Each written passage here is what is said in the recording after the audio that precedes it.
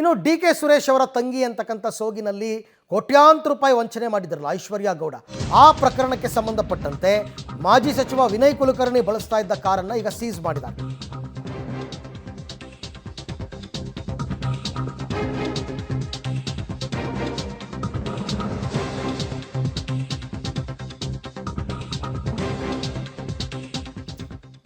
ಮಾಜಿ ಸಚಿವ ವಿನಯ್ ಕುಲಕರ್ಣಿ ಬಳಸ್ತಾ ಇದ್ದ ಬೆನ್ಸ್ ಕಾರನ್ನು ಸೀಸ್ ಮಾಡಿದ್ದಾರೆ.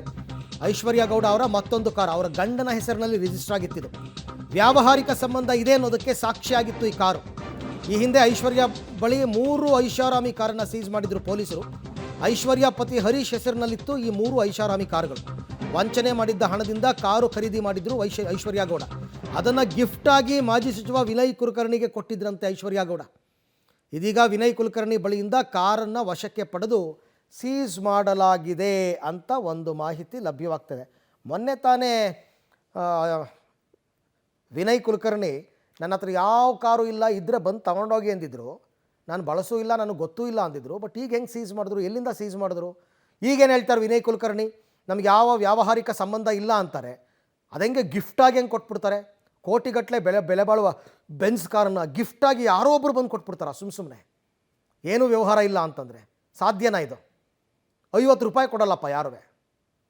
ಅಂಥದ್ರಲ್ಲಿ ಕೋಟಿಗಟ್ಟಲೆ ಬೆಲೆ ಬಾಳೋ ಕಾರು ಕೊಟ್ಟಿದ್ದಾರೆ ಅಂತಂದರೆ ಇವರಿಂದ ಅವ್ರಿಗೇನೋ ಒಂದಷ್ಟು ಅನುಕೂಲ ಆಗಿರಬೇಕು. ಜೊತೆಗೆ ವಿನಯ್ ಕುಲಕರ್ಣಿ ಅವರ ಆಪ್ತನೇ ಐಶ್ವರ್ಯ ಗೌಡ ಕಾರ್ ಡ್ರೈವರು. ಎಲ್ಲ ಒಂದಕ್ಕೊಂದು ಲಿಂಕ್ ಇದೆ, ಇಲ್ಲ ಅಂತಿಲ್ಲ. ಇವ್ರು ಬೇಕಾದಂಗೆ ಸುಳ್ಳು ಹೇಳ್ಬೋದು. ಪೊಲೀಸರ ಕೆಲಸನೇ ಇದನ್ನೆಲ್ಲ ಕಂಡುಹಿಡಿಯೋದು.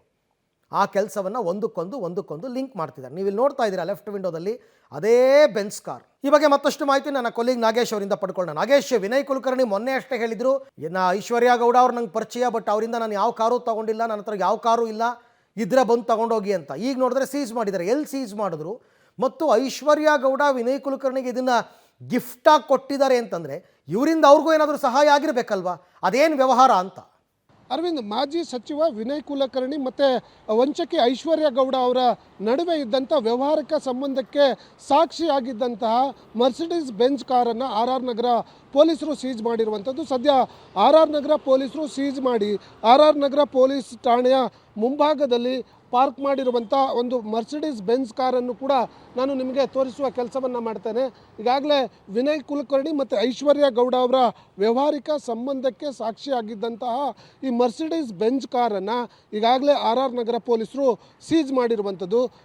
ಪ್ರಾಥಮಿಕವಾಗಿ ತನಿಖೆ ಮಾಡುವಂಥ ಸಂದರ್ಭದಲ್ಲಿ ಐಶ್ವರ್ಯ ಗೌಡ ಅವರು ವಂಚನೆ ಮಾಡಿರುವಂಥ ಹಣದಿಂದ ಖರೀದಿ ಮಾಡಿದ್ದ ಈ ಒಂದು ಮರ್ಸಿಡೀಸ್ ಬೆಂಜ್ ಕಾರನ್ನು ಮಾಜಿ ಸಚಿವರಾಗಿರುವಂಥ ವಿನಯ್ ಕುಲಕರ್ಣಿ ಅವರಿಗೆ ಗಿಫ್ಟ್ ರೂಪದಲ್ಲಿ ಕೊಟ್ಟಿದ್ರು ಅನ್ನುವಂಥ ಮಾಹಿತಿಗಳು ಸದ್ಯ ಲಭ್ಯವಾಗಿರುವಂಥದ್ದು. ಹಾಗಾಗಿ ಈ ಪ್ರಕರಣದಲ್ಲಿ ಪ್ರಮುಖವಾಗಿ ಅವರಿಬ್ಬರ ವ್ಯಾವಹಾರಿಕ ಸಂಬಂಧಕ್ಕೆ ಸಾಕ್ಷಿಯಾಗಿದ್ದಂಥ ಈ ಬೆಂಜ್ ಕಾರನ್ನು ಸದ್ಯ RR ನಗರ ಪೊಲೀಸರು ಸೀಜ್ ಮಾಡಿದ್ದು ಈ ಪ್ರಕರಣದ ಬಗ್ಗೆ ಹೆಚ್ಚಿನ ತನಿಖೆಯನ್ನು ಮಾಡುವ ಕೆಲಸವನ್ನು ಮಾಡ್ತಿದ್ದಾರೆ ಅನ್ನುವಂಥ ಮಾಹಿತಿಗಳು ಸದ್ಯ ಲಭ್ಯವಾಗ್ತಿರುವಂಥದ್ದು. ಅರವಿಂದ್.